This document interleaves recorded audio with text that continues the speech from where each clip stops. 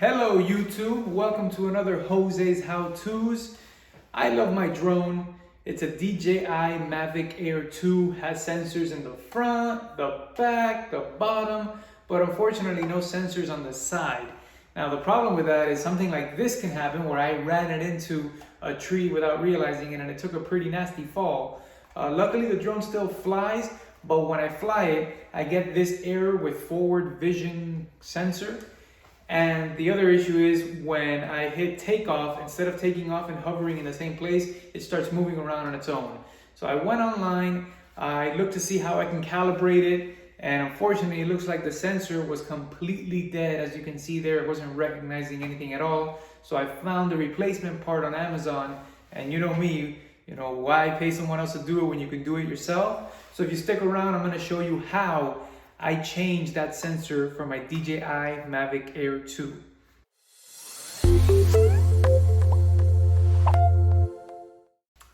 Now before I begin, I want to show you what I used to make this. So I had this plastic little tool, which you've seen in some of my other videos. I used to pry open anything that I need to.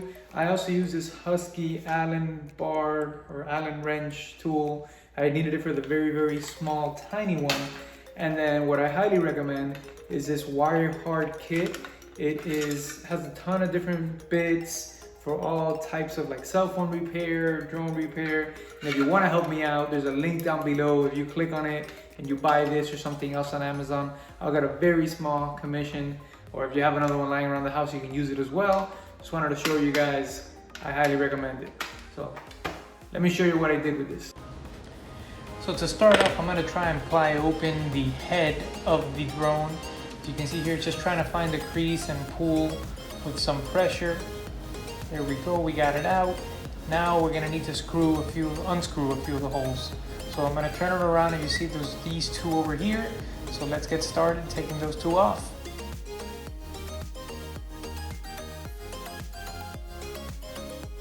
Now I recommend to open the legs or the wings to be able to access this.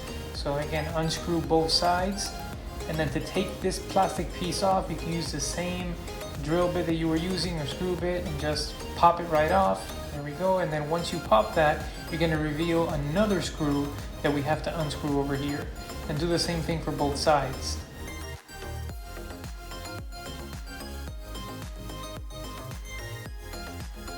Now we flip it over and go over to the front. Recommend extending the arms here. So we want to remove these 4 screws from the top. And now we flip over back to the bottom. We want to remove this bottom plate. Should be 6 screws. Might be easier to close the legs for this one, just so that they're not in your way.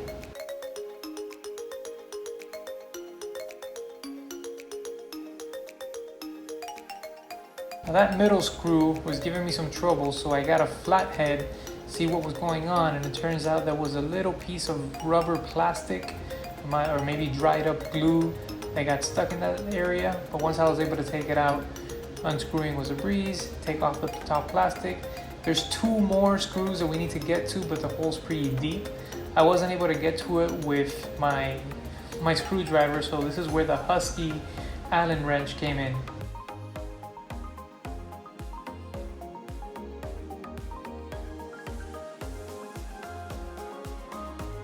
Now very carefully flip it over. The screws should fall into your hand. Do not lose these screws, we're gonna need them. And this next part, gotta be very careful. It's just apply some pressure to pop off the top. And be careful not to break the plastic top. So get as far back as you can and just, there you go. Now that we have that, we have access to the sensor that we wanna change. We need to change out those 2 screws. We gotta take those out.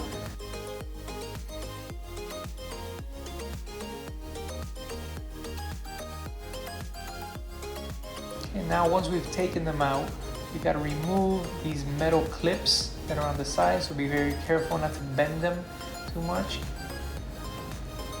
And now here you can just use force to pop this off, and then the chips are clamped together, so you can just use a little bit of pressure and pop off the chips.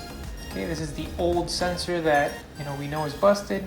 Get the new sensor now, it should be identical. Just again, using pressure, just apply a little force to pop it back down, and make sure that the chips clip into place. You should hear a little click when they pop right into place.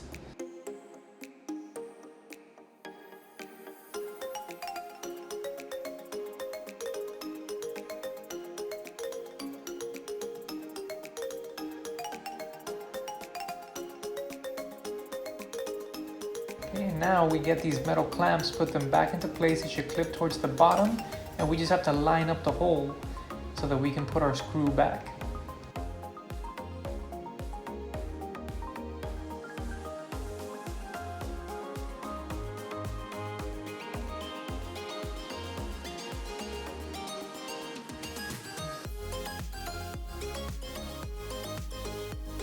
And now it's just a process of undoing everything we just did. So putting the top back on, screwing back these two long ones towards the bottom that is going to hold the frame together. Then we put the bottom plate, all 6 screws. And if you notice, I have the screws in different places so that I can remember which is which. And from here, get these on the side, put the plastic cover, and then the screw to cover that back up.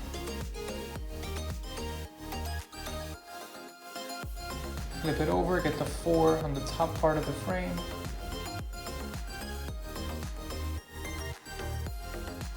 Okay, remember these that go here on the head.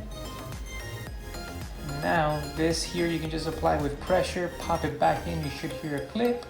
And now the last 2 screws are some of the most difficult ones. They're hidden in the corner there. There we go, it works.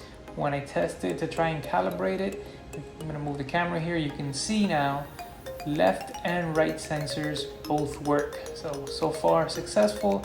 And when we take it out for a flight, you can see nice beautiful day, no more error up top.